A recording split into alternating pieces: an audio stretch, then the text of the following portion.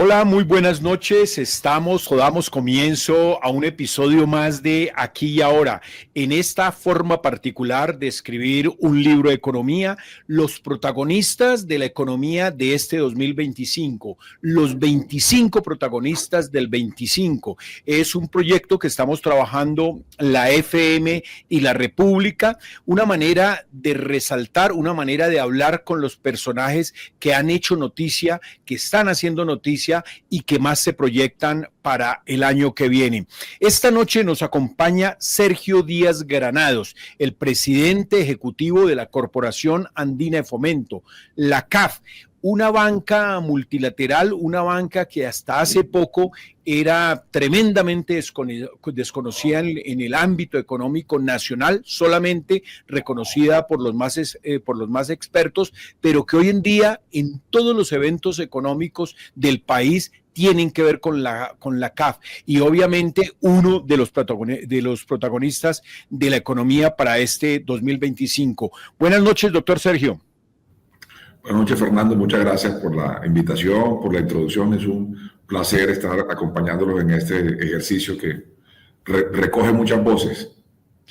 En esta noche nos conectamos, usted en Santa Marta, nosotros desde la República. ¿Cómo le terminó de ir con todo el gran evento de la CELAC y Unión Europea en su ciudad natal, que de paso pues cumple 500 años de fundación? Miren, fue una gran oportunidad volver a tener esta cumbre de vuelta en América Latina. Recordemos que las cumbres llevaban casi 8 años en 2023 sin realizarse. Fue gracias a la presidencia de España en la Comisión Europea, la rotación que tuvo España de la Comisión Europea, que se descongeló el episodio de la ausencia de las cumbres. Y regresamos a tenerlas en Bruselas en el 2023. Yo personalmente estuve visitando al presidente Pedro Sánchez, a la vicepresidenta en ese entonces, Nadia Calviño, para sugerirles que no solamente reviviéramos la cumbre, sino que adicionalmente tuviéramos la oportunidad de hacer dos cosas que no habíamos hecho antes, que era tener un foro empresarial de Europa-América Latina y tuviéramos adicionalmente la primera reunión de ministros de Economía y Finanzas de América Latina y el Caribe y el ECOFIN. El ECOFIN es el grupo de los ministros de Economía y Finanzas de Europa. Sumados los dos bloques, es un tercio del Fondo Monetario, es un tercio del Banco Mundial. Es decir, podemos lograr, si hay buena coordinación, un impacto importante sobre el destino, especialmente de la arquitectura financiera global. Entonces, ellos, afortunadamente, estas ideas que planteamos desde el banco no solamente fueron bien recibidas, sino prácticamente las impulsaron desde el día 1. Entonces logramos efectivamente que se hiciera en 2023 la primera rueda empresarial, la primera reunión de ministros de Economía y Finanzas y la cumbre de líderes. Y obviamente quedó ya el compromiso de hacerlo cada 2 años. Entonces yo creo que el gran éxito de Santa Marta es que se haya hecho la cumbre, que se haya hecho el foro empresarial, que hayamos vuelto nuevamente a tener la reunión de ministros de Economía y Finanzas que la tuvimos en julio pasado en Sevilla. Y eso garantiza que vamos acercando cada vez más a los dos bloques. Mi planteamiento aquí en Santa Marta ha sido acercar más y ensanchar más la relación entre Europa y América Latina. De lejos, doctor Sergio, pues obviamente usted es uno de los gran ganadores de este certamen que terminó esta tarde. Primero porque es Samario, segundo porque Santa Marta cumple 500 años y porque la CELAC decidió, digamos, sesionar en esta ciudad maravillosa de Colombia. ¿Alguna otra cosa? Porque digamos con una óptica y acepto la crítica muy parroquial de ver las cosas de esa manera, pero obviamente es un gran producto que eso haya sido así. ¿Qué otros logros, qué otras cosas para destacar se dieron en el marco de la CELAC? Yo creo que básicamente, y quiero iniciar por esta primera consideración que tienes en la pregunta, Fernando, y es la primera vez que se hace esta cumbre en el Caribe, y lo digo en el sentido extenso de la palabra, no solamente por Santa Marta, sino por el Caribe en general, por el Caribe que tenemos en el continente, que tenemos en las islas. Decía García Márquez, y yo lo cité aquí en una de mis intervenciones ante los jefes de Estado y los jefes de delegación. García Márquez decía que en América Latina había un país de agua que se llamaba el Caribe. Y eso es absolutamente cierto. La identificación que tenemos en el Caribe es una identificación profunda, las islas y las costas. Es una gran cuenca. Entonces, que haya venido por primera vez a esta cumbre, en casi 13 años que se llevan haciendo esta cuarta cumbre, hacerla en el Caribe, tiene un mensaje poderoso, especialmente cuando recién había pasado el huracán Melissa, golpeando a Jamaica, golpeando a Cuba, a Haití y a Bahamas. Entonces, es una reflexión que nos sirve hacerla desde el Caribe importante. Segundo, para la ciudad, obviamente, es un gran reconocimiento, un gran testeo de que la ciudad puede seguir avanzando en acoger eventos de alto nivel. Y es una forma de exhibir también la ciudad y que mucha gente que no tiene la ciudad en la mente pueda hablar sobre ella. Voy a dar una anécdota. Y me pasó en el almuerzo conversando con la primer ministro de Estonia y hablando sobre las afinidades, hablando de los temas de economía azul, terminamos invitándola a que conociera el laboratorio de reproducción sexual de corales que tenemos acá en Santa Marta, que es un proyecto que lo reconoció la revista The Economist hace cerca de un mes. Es único en el Caribe y es la oportunidad de restablecer los corales. Entonces, va saliendo una cantidad de oportunidades en la conversación de reconocimiento mutuo, tanto de Europa y de América Latina, como las ideas que podemos sacar adelante de ella. La declaración es lo más importante, que los líderes hayan negociado, hayan acordado una declaración que es valiosa y que pone las bases para la relación hacia adelante, porque de alguna manera vamos a estar reunidos nuevamente en 2 años en Europa y vamos a tener que revisar qué hemos avanzado. Y es una buena pregunta porque hace 2 años hicimos un compromiso de inversiones público-privadas, tanto Europa como los bancos de desarrollo, y vamos en el proceso de la ejecución justamente de esos recursos. ¿Qué otra noticia, doctor Sergio, para destacar? Es decir, registramos el tema de la economía sostenible, el tema de la gran posibilidad que hay en el continente, que nos enmarquemos en ese desarrollo sostenible en términos de Producto Interno Bruto, que nos vinculemos las dos cosas, y también un tema de aeropuertos. ¿Qué cosas concretas para el país se pudieron avanzar? Déjeme comenzar por lo regional y paso a lo nacional inmediatamente. Por lo regional, yo creo que hay 13 estructuras centrales en la conversación hoy entre los bancos de desarrollo que estuvieron presentes, particularmente el Banco Europeo de Inversiones, que es el banco de desarrollo más grande hoy del mundo, y nosotros como el principal banco de desarrollo de América Latina y el Caribe. Y aquí hay 3 ejes centrales del trabajo. Un eje va a ser, por supuesto, la transición ecológica. Y esto es básicamente adaptación y resiliencia al cambio climático, muy asociado a crisis hídrica, a los problemas que tenemos de sequía, de inundación, de resiliencia frente a huracanes, de adaptación frente al sargazo, por ejemplo, en el Caribe, que golpea severamente unas zonas del Caribe.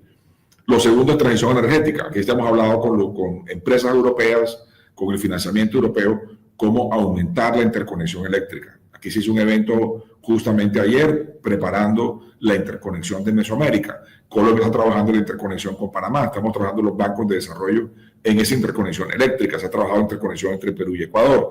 Y hay que seguir en ese ejercicio de transición energética, arrancando por el grid, arrancando por la red que una al continente. La conexión o la interconexión del continente puede elevar en 1% del PIB el crecimiento de toda la región. Si hacemos la interconexión, podemos elevar el potencial económico de América Latina. Y eso es un desafío que tenemos hacia adelante. El tercero, por supuesto, además de lo ambiental, además de lo energético, es lo digital. Y ahí estamos trabajando arduamente con Europa en 2 direcciones. Aumentar los cables de fibra óptica que conecten Europa, África y América Latina, y también satélites. Y ahí tenemos una gran oportunidad, sobre todo para el mundo rural en América Latina, que está ausente de conexión, y particularmente las escuelas rurales de América Latina y del Caribe. El problema que tuvimos en la pandemia de baja conectividad no lo resolvimos.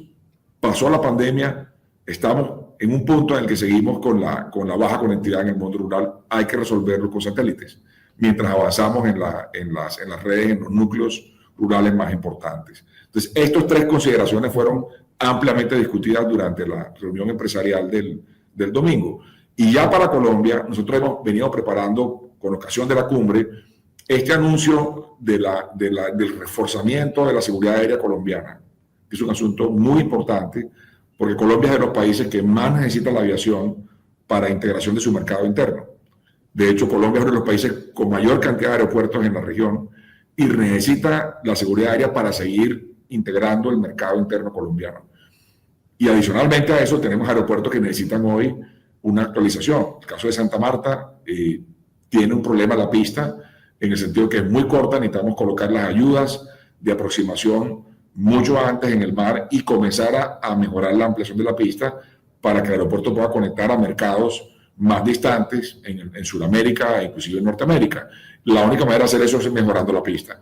Entonces, hemos hecho una operación por primera vez en la historia, un banco de desarrollo en Colombia con la Aerocivil para hacer un crédito que no tiene garantía de la nación, es un crédito directo considerado un cuasi soberano Aerocivil para poder apalancarnos con ellos y hacer las obras, especialmente la de pistas que se requieren en el aeropuerto de Santa Marta y hacer el aeropuerto de Tolú, que es un sueño y una aspiración de muchos años. Entonces ya tenemos el financiamiento, el cierre financiero, los proyectos para arrancarlo. Yo creo que aquí el rol de la banca de desarrollo es asegurarse que estos programas, que estos proyectos transiten más allá de los ciclos de gobierno, que logremos crear una memoria institucional que nos permita anclar un proyecto que va a requerir más de un periodo presidencial o inclusive probablemente más de 2 periodos presidenciales antes de que concluyan. Y necesitamos llevar esa memoria institucional a lo largo del tiempo para asegurarnos que esas obras de infraestructura se realicen. Doctor Sergio, esos grandes proyectos con los cuales puede soñar Santa Marta, con los cuales puede soñar Tolú y digamos, todo ese gran Caribe colombiano, ¿son absolutamente respaldados por el gobierno nacional y las autoridades locales? Sí, yo creo que el diálogo que hemos tenido tanto con el gobierno, las autoridades locales, con la academia, con el sector privado, con la sociedad en general en Colombia, ha sido muy activo en estos 4 años. El equipo que está del banco en Colombia ha sido muy eficiente, estableciendo puentes, mostrando datos, entregando diagnósticos, dando asistencia técnica no reembolsable para poder generar, digamos, conciencia y oportunidades en la solución, construcción colectiva. Y eso nos ha permitido que hoy Colombia tenga cada vez una participación más activa en nuestra cartera y cada vez más proyectos entrando. Aquí anunciamos con el ministro de Educación una segunda fase de nuestra operación de crédito de modernización de los colegios, especialmente en las áreas más alejadas en la periferia colombiana. Hicimos una primera fase del crédito que está en ejecución, $80 millones. Vamos a hacer la segunda fase, ya lo anunciamos aquí también en Santa Marta con el ministro. Entregamos además por primera vez una política integral para la construcción modular de las escuelas en Colombia, para mejorar la calidad de las escuelas en Colombia, de acuerdo al tipo de piso térmico en el país, qué hacer con las escuelas rurales en pisos fríos, en pisos templados y en pisos cálidos. No es lo mismo construir una escuela, y lo vivimos nosotros como una experiencia práctica que el banco hizo en Timbiquí, en los brazos del río San Antonio. El equipo escogió el sitio de más difícil acceso en el Pacífico para hacer una escuela modular y entender qué se requiere para hacer escuelas modulares de ese tipo en el Pacífico, para ese tipo de clima en particular. Cómo bajar la temperatura en una sala, cómo asegurarle a un niño, Fernando, 22 litros de agua, que es lo que necesita un colegio para que se llame colegio. Tenemos colegios en las planillas de Excel que no tienen agua, que no tienen electricidad, que no tienen conectividad y le seguimos llamando colegio. Eso no es un colegio. Eso es cualquier cosa menos un colegio. Entonces, hemos logrado entregar yo lo presenté en el Congreso de la ANDI hace 4 años. Le dije, vamos a hacer esto por cuenta del banco para entender cómo sí es posible articular proveedores a nivel nacional, proveedores de paneles solares, proveedores de filtros de agua, proveedores de panelería de calidad. La gente tiene que meterse en la cabeza también esto, Fernando, y es que panelería y modular no significa desechable. Son materiales del siglo XXI que tenemos que utilizar. Materiales inclusive asociados a la sostenibilidad de la zona. Y eso nos permite abaratar costos. Una pequeña gran reflexión que, digamos, estandarizamos. La verdad yo no lo había pensado, que simplemente hablábamos de colegios, pero no los adecuábamos a su entorno, a su ecología, al tipo de estudiante, al clima. Es decir, no es lo mismo un colegio, como lo mencionó en Timbiquí, que un colegio, no sé, en la sabana de Bogotá o en un barrio popular en Cali o en Medellín. Es un tema de que poco reflexionamos y que es profundamente disruptivo. Doctor Sergio, vamos a un espacio de comerciales. En 3 minuticos volvemos y para que nos cuente un poco en qué está la CAF realmente y cuáles son sus propósitos para el nuevo año.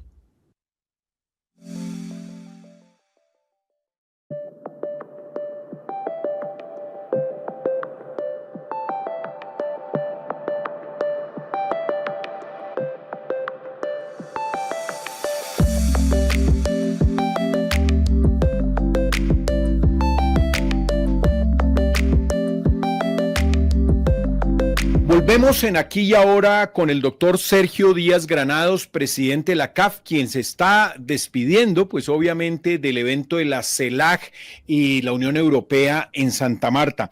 Doctor Sergio, usted fue concejal, diputado, representante a la Cámara, ministro de Comercio, fue el embajador de Colombia o el representante de Colombia ante el Banco Interamericano de Desarrollo y ahora, desde hace 3 años, entra en su último año en la CAF. ¿Qué se ha hecho en la Corporación Andina de Fomento en este momento, hasta este momento? ¿Cómo se ha avanzado? Porque obviamente está en todo un proceso de, no de reinvención, pero sí un poco de reingeniería al interior de esta banca multilateral.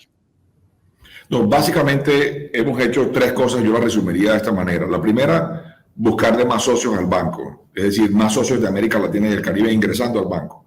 Y desde el día 1 en que ingresé a la presidencia del banco, esto fue uno de los objetivos centrales, porque el charter o la carta, digamos, la constitución del banco, indica que todos los países de América Latina y el Caribe pueden ingresar a él. Entonces, me he dedicado gran parte de mi tiempo como presidente a invitar a otros países a sumarse al banco o a aumentar su permanencia y su presencia en el banco. Eso fue así como logramos la entrada de Honduras, de El Salvador, de Costa Rica, de República Dominicana con miembros plenos, de Guatemala, de Chile, y estamos en el proceso de mayor ingreso de islas del Caribe, Bahamas ciertamente, Antigua y Barbuda, Dominica, Grenada, de bancos adicionales de la región, como el Eastern Caribbean Central Bank, que es el banco de las islas del Caribe Oriental, que ingresaron al banco. Esto expande la capacidad de cobertura de los servicios financieros del banco, pero además nos permite como banco regional hacer una mejor planeación de los programas de integración dentro de América Latina y el Caribe. Y eso me da al segundo paso, es consolidar el grado de inversión del banco, la calificación del banco, lograr emitir más bonos en el mercado internacional a un mejor precio y traer esos beneficios financieros a los socios. Desde que entré al banco a hoy, este ha sido el periodo de mejores calificaciones del banco. Hemos logrado mejorar ostensiblemente la calificación. De hecho, hace 3 días, Standard & Poor's nos subió a AA+. Y eso nos permite... Sí. Y en lo personal, doctor Sergio, la revista Time lo acaba de destacar como uno de los personajes no solamente más influyentes, sino con mayor futuro y obviamente con buena influencia en el entorno. No solamente buena calificación al banco que representa, sino usted como persona en esas distinciones de la revista Time, que no es cualquier cosa. Sí, yo creo que ese es el trabajo en equipo, Fernando, porque pusimos una visión hace 4 años de focalizarnos en lo que creemos es uno de los desafíos más grandes que tiene América Latina, uno de los desbalances más delicados, que es el de la adaptación al cambio climático. Hemos visto en los últimos 10 años las extensiones de sequía, de inundación, de huracanes, de incendios forestales, y gran parte de la infraestructura que hemos acumulado durante 80 años en América Latina está bajo amenaza. El profesor Jeremy Rifkin, que es tal vez uno de los biólogos más importantes sobre el planeta, habla que la crisis climática es esencialmente una crisis de agua. Y nosotros coincidimos plenamente en esa visión que dimos hace 4 años. Es importante que América Latina se prepare para el tema de la adaptación, de la resiliencia. Hoy hay voces que critican si hay o no hay cambio climático, si las emisiones perjudican a unos más que a otros. Y esa es una discusión que nosotros quisiéramos del banco dejar a un lado y concentrarnos en América Latina y el Caribe, en la gente de la región y en las necesidades de la gente de la región. Y esto es esencialmente el manejo del agua. El banco, doctor Sergio, pasó de tener sede Caracas y que era emblemático, una de las instituciones que despachaba de Caracas, a a pasarse a Panamá y dando como un mensaje, obviamente como usted nos lo explica, de tener nuevos socios, accionistas, nuevos abonados al banco, mirando más al Caribe. ¿Cómo les ha ido en esa transición de pasar de Caracas a volverse un banco con sede en Panamá? No, esencialmente yo creo que hay que ver la evolución del banco, porque la historia del banco es una historia realmente interesante, porque el banco nace como tú lo mencionaste en el inicio de la entrevista, como Corporación Andina de Fomento en febrero de 1968. Es decir, nace en Bogotá solamente para los países andinos. Pero en los 90 se toma la decisión de que el banco se abra a toda América Latina y el Caribe. De hecho, el primer país en ingresar fuera del área andina es México hace 34 años. México fue el primero en ingresar y luego los países de Sudamérica. En los 30 años siguientes a esa decisión, en los 90, el banco consolidó mucho su posición en Sudamérica. Yo lo que he tratado de hacer en estos 4 años es consolidar más la posición en Mesoamérica y en el Caribe para terminar de hacer una cobertura total de la geografía y comenzar a plantear programas que le sirvan a toda la región. Cuando yo llegué al banco, encontré en los reglamentos del banco que los da el directorio que el presidente ejecutivo podía definir su ubicación en cualquiera de los países socios del banco. Entonces yo le hice una reflexión muy sencilla al directorio que fue plenamente acogida. Les dije, para nosotros hoy el centro de gravedad de la conectividad es Panamá. La logística desde Panamá aérea funciona. Panamá no tiene un canal. Panamá tiene 3 canales. Tiene un canal marítimo, tiene un canal aéreo y tiene un canal digital. Esa fue mi reflexión. Todos los cables pasan por Panamá, los que vienen del Pacífico al Caribe. Tenemos un aeropuerto que funciona muy bien.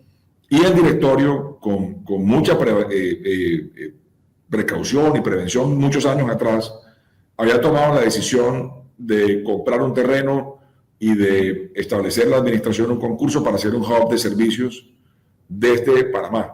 Entonces le dije, yo me voy a prestar a hacer el hub, a sacarlo adelante e instalar la presidencia del banco ahí, sin perjuicio de la sede que sigue siendo Caracas. Caracas sigue teniendo la sede principal del banco, está allá está la secretaria general del banco, está el vicepresidente del banco, pero CAF ha hecho un modelo que ha llamado mucho la atención y del que yo he hablado mucho con otros bancos en la región, e inclusive fuera de la región, con el Banco Africano, con el Banco Islámico, sobre cómo se puede descentralizar la labor del banco, mantener la sede, es histórica, pero descentralizar el banco. Sí. Nosotros hoy somos el único banco de 500 que hay de desarrollo a nivel mundial que tiene más gente fuera de la sede que en la sede. Entonces, si usted va, 75% de personas están regadas por toda América Latina. Y estamos en un mundo donde la banca realmente no debe tener como un espacio físico, digamos, sino que es una banca y más una banca multilateral digital. Doctor Sergio, y uno cuando ve desde Colombia el tema, no siendo un experto en banca multilateral, pero estos últimos 3 años se oye más la CAF que obviamente que el Banco Interamericano de Desarrollo o que un Banco Mundial o que mucho menos un Fondo Monetario Internacional. Ahora más o menos se habló del Banco de los BRICS. ¿Cómo está ese quién es quién en la banca multilateral y donde la CAF ha entrado a jugar un papel absolutamente importante, particularmente en Colombia? Pues yo diría, los bancos de desarrollo en general realmente no competimos, simplemente agregamos servicios e innovamos servicios para los países.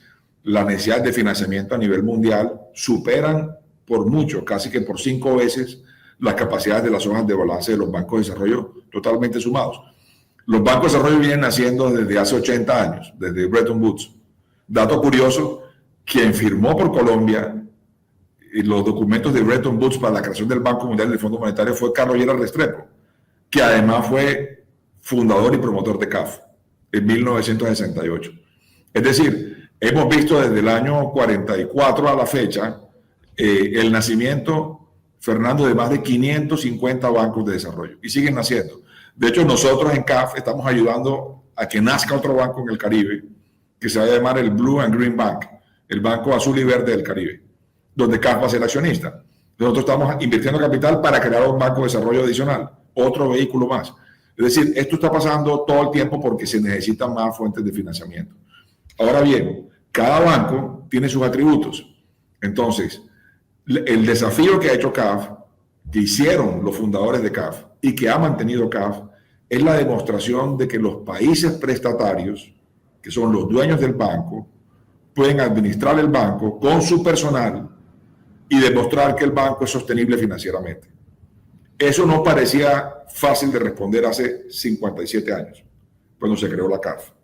Entonces yo digo que hoy tenemos, como me lo dijo un profesor de Oxford un día estando con él, haciendo este análisis de los bancos de desarrollo a nivel mundial, le dedicó un capítulo a CAF y dijo, este es el gigante gentil de América Latina y el Caribe. Eso fue antes de que yo entrara a la presidencia del banco. Y yo lo llamé y le dije, cuéntame un poco tu visión de CAF. Me dijo, ustedes han desafiado una ley que era, todo el tiempo se pensó que solamente un banco de desarrollo tenía que tener donantes en la mesa para poder controlar el apetito de los países prestatarios. Es decir, tú tienes un prestatario sentado en el directorio. ¿Cómo contrapesas eso? La inteligencia del arreglo que se hizo en el 68 fue mantener el banco como una cooperativa. Entonces, hay un balance de concordia de todos por la preservación del banco. Y yo creo que hay unas lecciones valiosísimas, sobre todo para la época que estamos viviendo, de cómo coordinar principios y valores, pero también actitudes para lograr crear una institución que le sirva a todos y que le dé amparo a todos.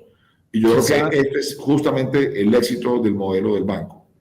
Quizá no lo había visto de esta manera, pero cuando uno revisa el papel de colombianos en la banca multilateral, y se me pueden escapar personas, pero digamos Luis Alberto Moreno, Sergio Díaz Granado, y el papel de la banca colombiana, ya la banca privada, no la banca multilateral en Centroamérica, la fortaleza de la banca colombiana, es como si Colombia fuera un terreno abonado para, digamos, para generar unos banqueros con visión multilateral, pero también con visión privada del negocio. ¿No hace eso o esa hipótesis que le acabo de lanzar, que, como bien dice, Bogotá podría ser verdaderamente como una city bancaria, como lo es Londres para obviamente Gran Bretaña y como juega para Europa, pero que Colombia sea digamos, un recipiente de banqueros bien interesantes que le ayuden al desarrollo en estas diferentes dimensiones? Yo creo sobre todo, Fernando, ¿verdad?, que de pronto lo haga un poco más lejos de la posición como colombiano, que América Latina ha ido construyendo una fortaleza por la que han pasado hombres y mujeres muy importantes para la construcción de una red de financiamiento de desarrollo muy fuerte. Yo reconozco mucho, por ejemplo, a Enrique García, que fue uno de mis antecesores, boliviano. Enrique fue tesorero del BID y luego fue el presidente de la CAF durante más de 25 años e hizo mucho de la estructura de lo que yo hoy estoy impulsando como presidente del banco. Yo he ido adaptando, por supuesto, a las realidades que tenemos hoy, los desafíos que tenemos hoy y adicionando más a ese proceso. Pero cuando uno mira la historia completa y fíjese que la historia de los bancos de desarrollo a nivel mundial no es muy estudiada, y la única universidad que le ha dedicado tiempo realmente a investigación es la Universidad de Oxford y el Departamento de Economía, para entender bien el funcionamiento de los bancos y reflexionar sobre su rol en lo que viene ahorita.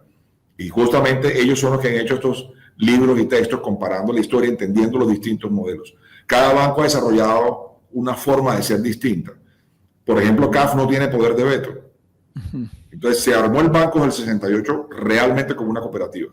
Es un país, un voto, y estamos totalmente en consenso. Y eso ha hecho que el banco pueda crecer despacio, ha crecido lento, y esa es otra razón de pronto que también está en tu pregunta anterior. ¿Por qué antes no se veía y ahora se ve más?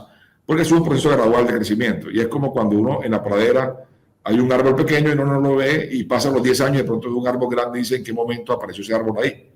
No, el árbol está plantado desde el año 68, lo que pasa es que viene creciendo y ha tenido afortunadamente hasta ahora buenos jardineros, diría él. Y cuando uno analiza y digamos puede decir en qué países la CAF es más eficiente, y lo veo que tiene, por ejemplo, mucha presencia en Europa, que se ha vuelto un puente de las economías latinoamericanas y del Caribe con Europa.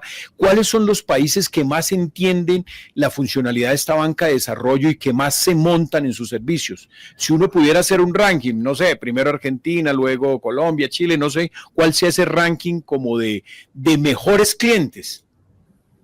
No, yo diría que tenemos un buen récord de cumplimiento de las obligaciones de los socios con el banco, eso es una realidad. Obviamente la marca de CAF está más presente en los países fundadores porque lleva más tiempo ahí, en Bolivia, en Perú, en Ecuador, en Colombia, en Venezuela, pero ha ganado mucho espacio en otros países de la región, como el caso de Argentina, como el caso de Brasil. Ha ganado una gran reputación en Trinidad y Tobago, en Barbados, y tal vez esos dos países han sido grandes promotores al resto de las islas del Caribe de que ingresen a CAF. Ha pasado cosas, obviamente, también de la realidad, y es que el Banco Mundial se ha replegado por los temas de la graduación, del ingreso per cápita, que han sido fórmulas que han aplicado en los últimos 20 años, se han replegado y eso ha hecho que los países también busquen formas alternativas de financiamiento, y ahí hemos aparecido nosotros. Entonces, es parte como también de una evolución misma dentro de las opciones que tienen los países, dentro del menú que tienen los países. Yo diría que en general, hoy, viendo por los números, por supuesto, Colombia lidera el portafolio, Argentina lidera portafolio, Ecuador lidera portafolio, Brasil lidera mucho de nuestro portafolio, son los países que más demandan recursos del banco. Pero vamos a tener intervenciones muy interesantes muy pronto en Bolivia para ayudar justamente a esta nueva administración que inicia a consolidarse su plan de organización macroeconómico y a sentar las bases para los flujos de inversión a un país tan importante para la región como lo es Bolivia. De manera que estamos todo el tiempo hablando con los socios, mirando con los socios qué más podemos hacer. Hemos hecho cosas en Centroamérica muy rápido, caso de El Salvador, uno de los reconocimientos que hace Time es justamente a la operación de canje de deuda, que fue la más grande en el año 2024 en el mundo. Y yo siempre uso esta frase, digo, es la operación más grande de deuda en el país más pequeño de América Latina. Y fueron 1.400 millones de dólares de canje. Y si uno lo organizara por sectores, no sé, digamos, la CAF se ha metido mucho en el tema de sostenibilidad, en el tema ambiental. Si uno tratara de hacer un ranking desde la CAF de sectores más dinámicos con ustedes, uno que podría decir infraestructura, energético, ¿qué sectores serían los componentes de ese ranking eventual de usuarios de la CAF? Sí, si uno tuviera que definir, digamos, el todo por la parte, yo diría que agua potable es una de las cosas más importantes para nosotros. O sea, es casi que un sello, una impronta del banco. Se lleva un buen porcentaje de la cartera. Tenemos un grupo de especialistas muy bueno en agua y saneamiento y proyectos de gran envergadura en agua y saneamiento. Pero 40% de la cartera es verde hoy. Estamos aprobando 40% de nuestros recursos están yendo a proyectos verdes y azules. Grandes, medianos, pequeños, la dispersión del tiquete es muy grande entre países. Hemos logrado volcar el banco hacia ahí y encontrar interés de los países a estos temas, ciudades, empresas privadas, sociedad civil, gobiernos nacionales. En el caso de Colombia hemos avanzado una línea de crédito con el BBVA que lleva por 100 millones de dólares para biodiversidad, para la pequeña y mediana empresa, y ha tenido una altísima demanda a la línea, que le hemos trabajado conjuntamente con BBVA. O sea, cuando uno abre la oportunidad de dar conocimiento, dar las herramientas, mostrar los incentivos financieros, Colombia y América Latina en general tiene una reacción muy positiva. Y digamos, ¿la banca privada tiene alguna relación con la CAF? Miren que somos el único banco de desarrollo que tiene un director privado que son bancos privados. No hay otro banco de desarrollo en el mundo. Bueno, en los 90s se abrió un paquete de acciones para los bancos privados del área andina. Ahí tenemos bancos privados de Colombia, Ecuador, Perú y Bolivia, que son socios de CAF. Y ellos tienen un director independiente que rota todos los años. Ahí está el director del Banco Pichincha de Ecuador. El año entrante va a estar el director del equivalente a Sobancaria en Perú, Martín Naranjo. Ya ha estado con nosotros el presidente de la vivienda como director. Ellos van rotando, tienen un costito en sí propio y rotan año a año. Y es muy importante tener esa voz dentro del directorio, que es la voz de la banca privada andina, sobre todo, diciendo cómo ven la región, qué opinan, qué recomendaciones dan, y ayuda mucho al banco también a mejorar. Porque estas instituciones tienen esos dos componentes, multilateral, es de desarrollo, pero son bancos. Entonces, hay que tener las tres cosas muy bien, los tres conceptos muy bien anclados. Es multilateral, en tanto son países los accionistas principales. Es desarrollo, porque esa es la vocación principal del banco. Todo lo que hagamos tiene que tener impacto en desarrollo. No entenderíamos hacer algo que no tenga impacto en el desarrollo directo. Y por supuesto tiene que ser banco, porque tenemos que ser totalmente autosuficientes con nuestros recursos y producir más. Entonces, es un anclaje interesante que tiene que combinar esos tres pilares. A nivel regional en Colombia, ¿cuáles son los municipios, ciudades, departamentos que más se acercan a la CAF a encontrar alguna solución económica a sus problemas? O sea, Medellín, Cali, Bogotá o algún municipio líder. Mire, tenemos una operación que ya lo anunció el alcalde Carlos Fernando Galán la semana pasada, la primera emisión de bono verde de capital latinoamericana. Bogotá hizo una emisión internacional que contó con el apoyo en la estructuración también de CAF y del Banco Mundial, de la IFC. CAF fue uno de los mayores compradores de ese bono. Tenemos hoy una presencia en Bogotá, en ese programa de sostenibilidad, de mejora de las condiciones climáticas de Bogotá. Esto va a mejoras del aire, a mejoras sociales con distintos programas y proyectos, y ayudamos a Bogotá en esto, en la compra de ese bono.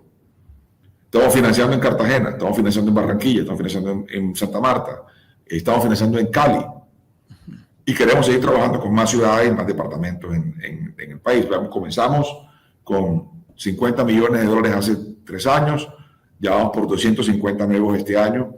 Vamos a poder cerrar el año entrante en más de 500 millones de dólares de proyectos que estamos financiando en Colombia para ciudades.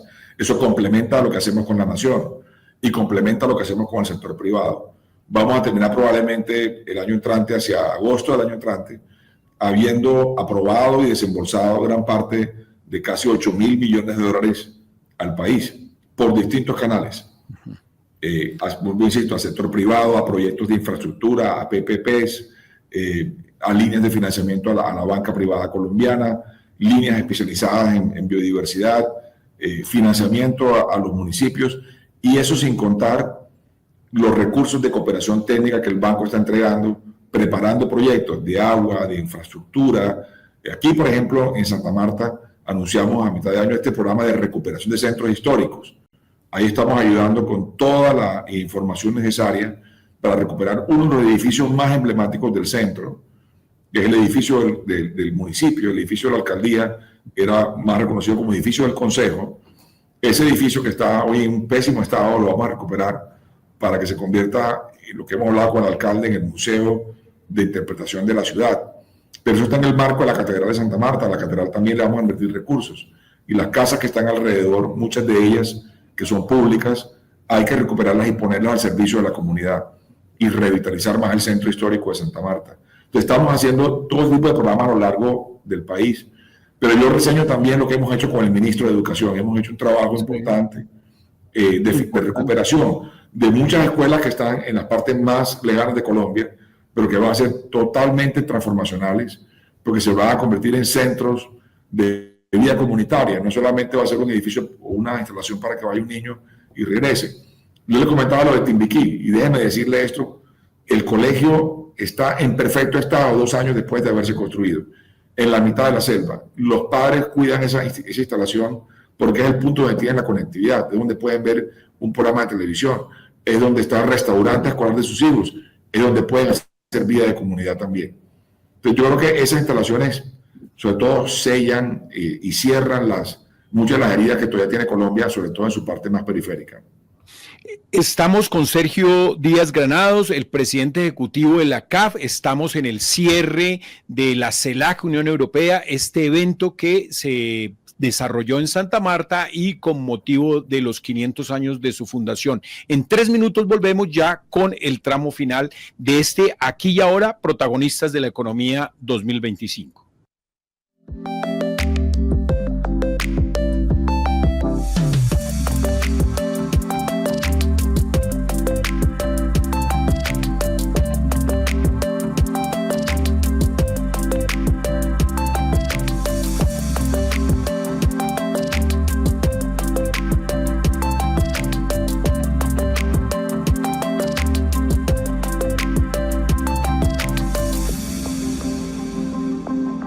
Volvemos en aquí y ahora en esta manera particular de escribir un libro de economía, protagonistas de la economía 2025, los 25 del 2025, y estamos con Sergio Díaz Granados, el presidente de la Corporación Andina de Fomento, la CAF, que ha cambiado de sede o se ha vuelto un banco mucho más amplio, tiene sede en Panamá, su sede histórica es en Caracas, pero vamos a hablar un poco del rumbo económico, doctor Sergio.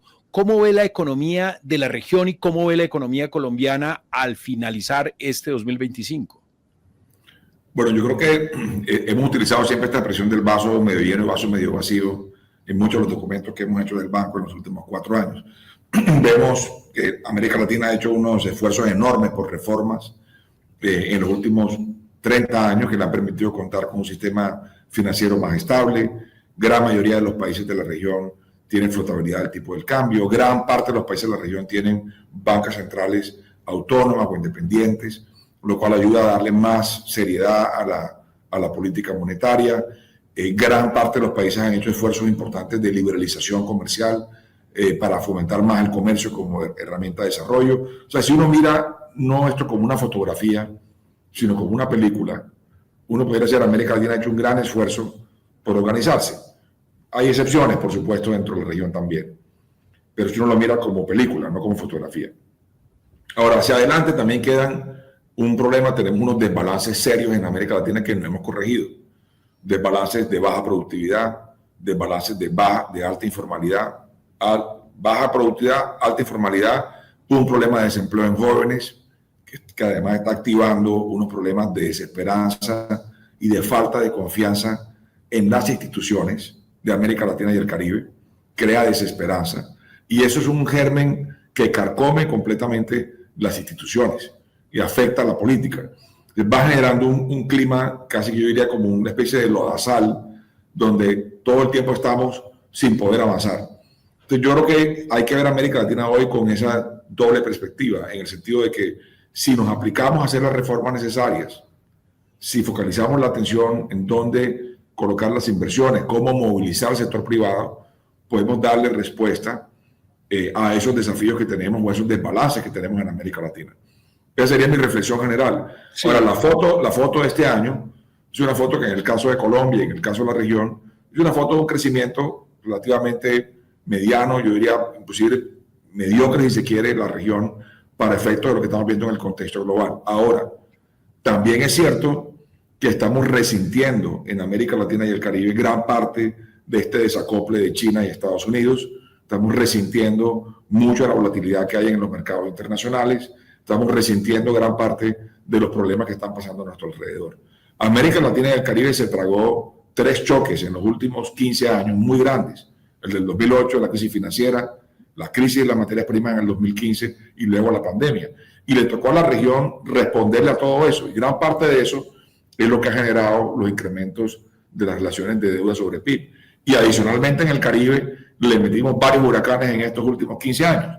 Entonces, cuando uno mira el contexto completo de América Latina, hay que verlo de esa manera para poder comenzar a pensar por dónde podemos hacer la salida, qué es lo más apropiado. Vienen cayendo los flujos de inversión. ¿Qué tenemos que hacer para activar los flujos de inversión? ¿Qué sectores pueden ser más dinámicos en atraerla? ¿Qué estamos haciendo en América Latina, por ejemplo, para poder conseguir que la gran inversión que está yendo hoy en lo digital llegue a América Latina y el Caribe? Esas deben ser las preguntas que nos acompañan hacia adelante para poder cerrar los desbalances.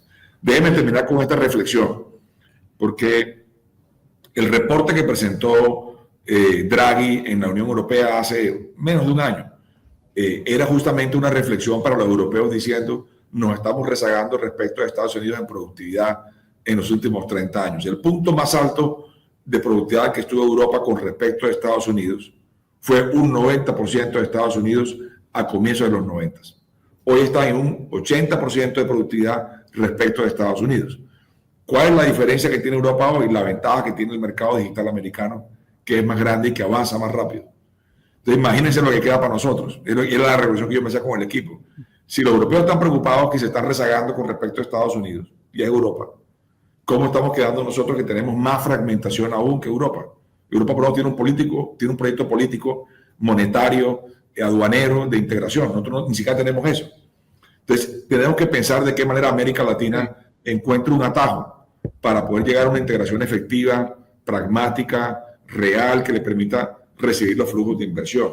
Yo hablando con inversionistas en Nueva York hace un mes sobre para dónde van los fondos de inversión con los data centers, con los cloud computing, qué necesitan, cuál es la motivación que está en las juntas directivas para coger aquí o allá.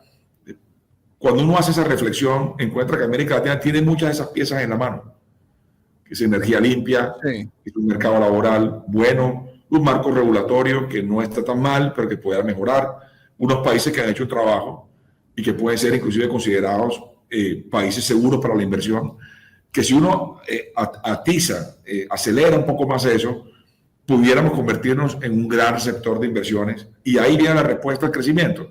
Entonces yo veo esto como película, entender los desbalances, entender las oportunidades. Y los retos para Colombia en particular, estamos en un año, el otro año va a ser completamente electoral. ¿Cuáles son los retos para esas personas que quieren dirigir la política y la política económica, la informalidad, la productividad, como usted lo menciona, también el envejecimiento de la población y la inseguridad, que sumados pues significan que la pobreza no se pueda disminuir? ¿Cuáles son los retos que usted ve para un gobernante para el próximo año? Yo, personalmente, sin querer dar aquí un recetario para los candidatos, ellos están en un proceso muy activo y en diálogo con la sociedad. Pero estas reflexiones, si me permite, que son generales, no son solamente para Colombia, son para América Latina. Tenemos el continente más desigual en el planeta. Y los problemas de desigualdad, que lo hemos estudiado mucho del lado del banco, la reflexión nuestra, hay 3 canales esenciales que hay que utilizar ya para frenar el incremento de la desigualdad en la región. Uno son las reformas para acceder al empleo formal. Se requieren reformas laborales y reformas al ambiente de negocios que generen más empleo formal. Es decir, el canal de empleo formal es el mejor canal para asegurarle a una familia un ingreso digno y un mecanismo de progreso, el empleo formal. No importa en el tamaño de empresa, pero empleo formal. Lo segundo que necesitamos hacer es trabajar más el canal de educación. Y aquí nosotros hicimos una apuesta, somos el primer banco de desarrollo en aliarse con UNICEF, pensando en esta idea de banco futuro. Tú mencionabas lo del envejecimiento. Todavía tiene América Latina un bono poblacional por los próximos 25 años. ¿Cómo le invertimos a esa semilla? ¿Cómo nos aseguramos que esta semilla es la semilla que nos lleva a la productividad? Nosotros no podemos envejecernos sin haber resuelto el problema de pobreza y el problema de desigualdad. Entonces sería realmente la condena en el siglo XXI de América Latina y el Caribe, que no cerremos el problema de pobreza ni desigualdad y además nos envejezcamos. Entonces yo creo que ahí tenemos una oportunidad enorme en el canal de educación y hoy tenemos todas las herramientas digitales para asegurarnos que nuestros niños aprendan bien, que cada niño pueda tener una asistencia casi que a la medida, que podamos tener en el mundo rural un profesor que con buena asistencia tecnológica pueda atender a un muchacho de 17 años que quiera aprender algo de tecnología y un niño de 4 años que necesita aprender a leer y a escribir, que tener comprensión de lectura. Tienen un solo profesor. ¿Cómo le damos herramientas a ese profesor para que atienda la diversidad de esos grupos etarios? Tenemos en el mundo rural los niños. Es la mayor contradicción de América Latina, Fernando, es que hemos logrado convertirnos en el continente más aglomerado y de menor productividad. Se supone que la aglomeración genera productividad y la aglomeración no acelera la productividad. Entonces tenemos un problema ahí que está anclado en educación. Eso es la obsesión con la semilla en este momento. Y el tercer canal, que podemos activarlo muy rápidamente, es el de la vivienda. América Latina lleva 12 millones de unidades de déficit acumuladas en los últimos 10 años. Increíble. Necesitamos activar el canal de vivienda. Necesitamos darle esa oportunidad a la gente de tener techo propio, de acumular patrimonio, de activar la industria. Hablamos mucho de los programas de reindustrialización, de nearshoring. El primer sector que tenemos que activar justamente es el de la vivienda, para cerrar los problemas de pobreza, para generar empleo formal, y es un canal rápido, y hay que utilizarlo, y lo hemos dejado adormitado, no solamente en Colombia, en toda la región. Y yo creo que ese foco nos ayudaría a empujar rápidamente hacia adelante las palancas de crecimiento.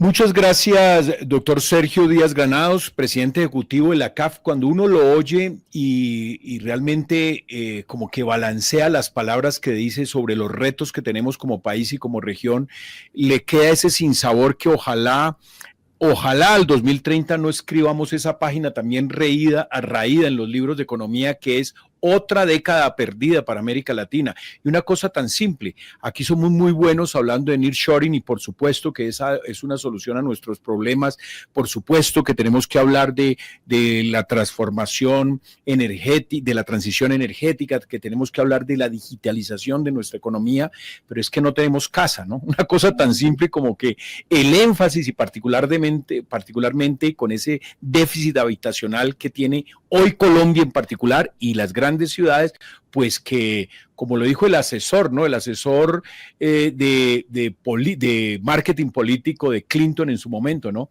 Es la construcción imbécil, digamos, es hacer casas de momento y ya veremos cómo llegamos a esos otros retos. Doctor Sergio, muchas gracias por este espacio y le damos paso a Siempre Contigo y que todos terminemos bien esta noche y obviamente muchas gracias por traer este evento a Santa Marta. Gracias, doctor Sergio. Gracias, ¿no? Y al gobierno de Colombia, que fue el gran impulsor y promotor de la misma, que haya logrado también sacarlo con éxito. Gracias, Fernando. Un abrazo grande.